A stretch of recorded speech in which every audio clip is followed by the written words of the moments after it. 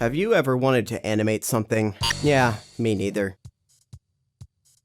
Unfortunately, I recently had my constitutional rights probably violated by those damn communists at my art and design college, who strong-armed me into drinking their fascist Antifa Kool-Aid by making me enroll in an animation class, just like in the classic book, Fahrenheit 1981. Having no choice but to submit to their Bolshevist will, I was forced to give up my free time, most of which was spent on the much more important pastime of catching my farts in mason jars in order to move around a bunch of funny shapes. I made a variety of funny shapes during this class, most of which were set to copyrighted music that I can't show here without risk, but I'll do it anyway. I made a bouncing ball, the United States Space Force, the worst fever dream I've ever had, a credit screen with my full name and university on it, and my new intro.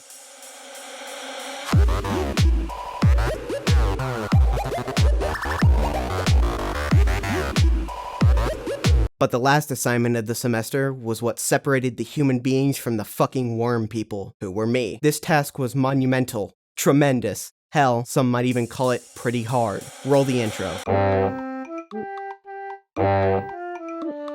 This assignment utilized a combination of two After Effects plugins. The goal? To rig and animate a character doing a simple action, plus the additional requirement that we include some sort of special effect. The inclusion of audio was optional, but I cleared with my professor the idea of employing some help on that front. And that's where the ginger idiot comes into all of this. In fact, I'm inside his house right now. I'm in his walls. He doesn't see me, but I can see him.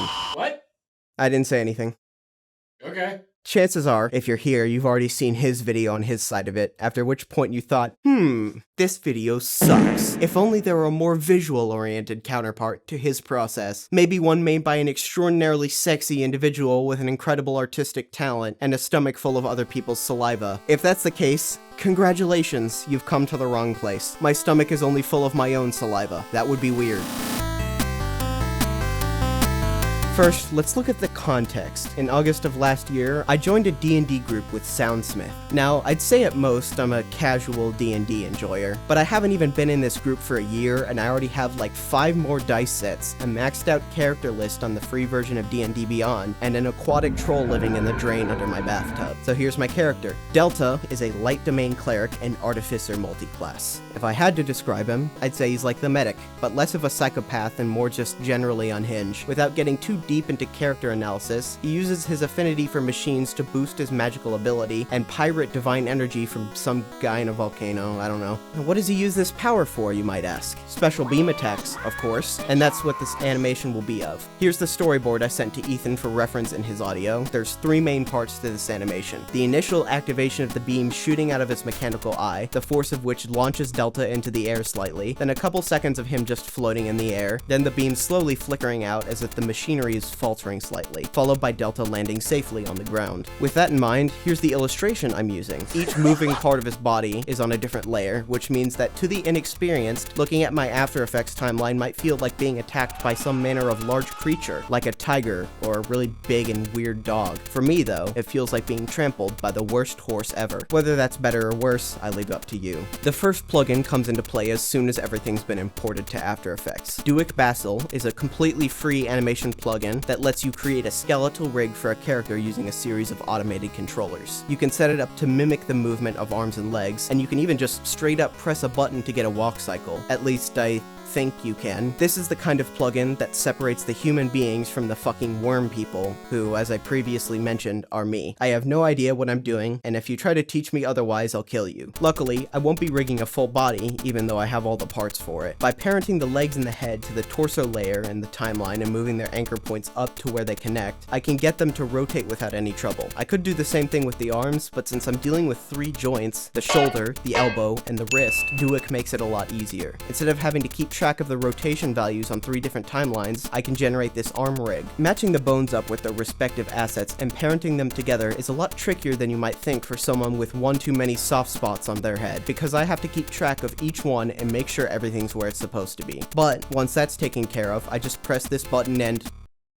okay, that's not right. Long story short, I spent like an hour trying to figure out what the fuck happened here, only to realize that I had incorrectly named 2 of the arm layers when I was drawing them. But now that that's fixed, I can meddle in God's domain and control the actions of a lesser creature with ease.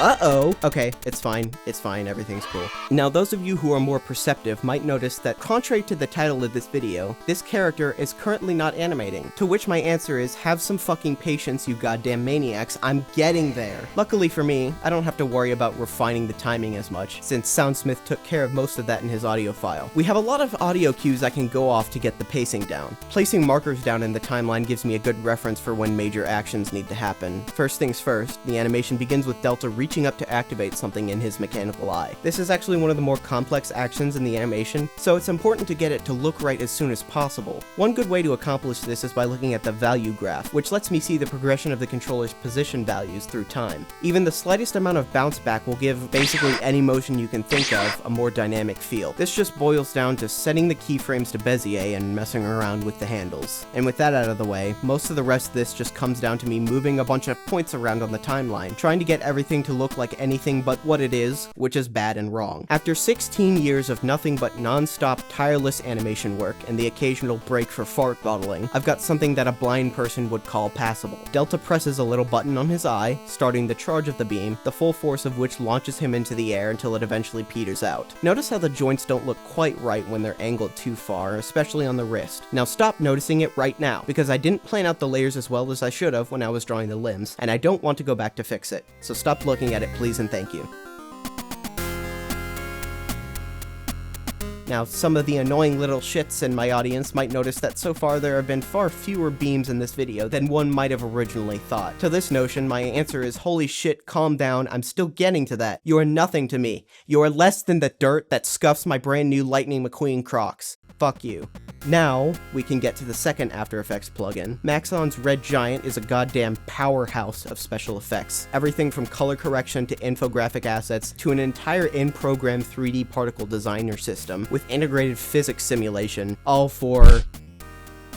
well, in my case, I got it for $3 total through its student discount, but I'm sure there are other ways you can get it. This beam is made by using the form generator in Red Giant's Trapcode suite. By arranging a series of particles in 3D space, you can create grids or shapes and have them move any little way your heart desires. You could even use it to create a beam, which is exactly what I did. I also went ahead and added an extra layer of particles to serve as noise, so to speak, which makes it look a bit less stable and adds to the kind of grainy, unrefined texture, given Delta's particular brand of bootleg magic. Now, as the audio suggests, the beam is gradually going to sputter out after a couple of seconds. To sell this temporary nature of the attack, I've added a null light generator that indicates the charging up and cooling down. By rapidly changing the brightness modifier on both effects during each of these stages, it looks like it's flickering in and out, like the singular light bulb in the basement that I'm using for my legally required locking SoundSmith in the basement bit. Hey, it's me, SoundSmith. I'm in the basement. Haha.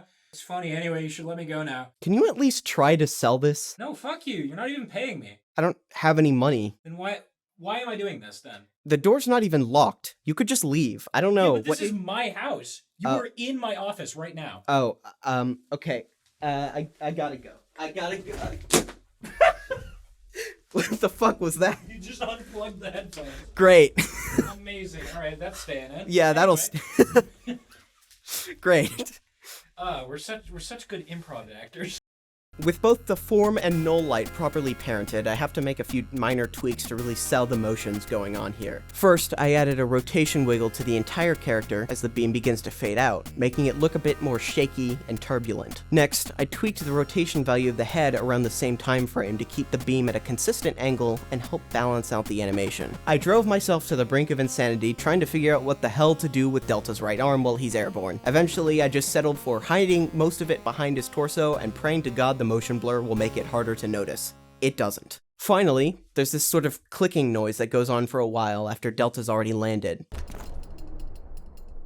Now, I could just leave it as it is, and you could all pretend that the sound is just coming from off-screen, where I'm currently banging my two favorite pipe bombs together, but that would violate the rule I just made up that says I'm not allowed to do that. So instead, let's add a little more flickering to that light after the landing. I kept screaming, but God wouldn't answer. I think he blocked my number. And now here's the final animation without audio.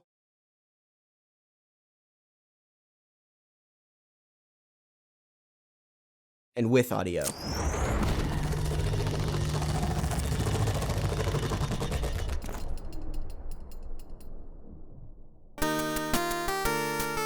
God, my animator friends would kill me if they saw this. Good thing this video is public, because this project made me long for the forever sleep. I know this isn't super high quality animation or anything, but this is more just a proof of concept. Who knows, one day I might wake up in a cold sweat and remember this entire project and frantically spend the next 18 hours redoing it from the ground up to, I don't know, prove something. Maybe I'd just do it for attention. I'm kinda quirky that way. Is that how you're ending the video? I think so. Sick, dude. Yeah. I don't know.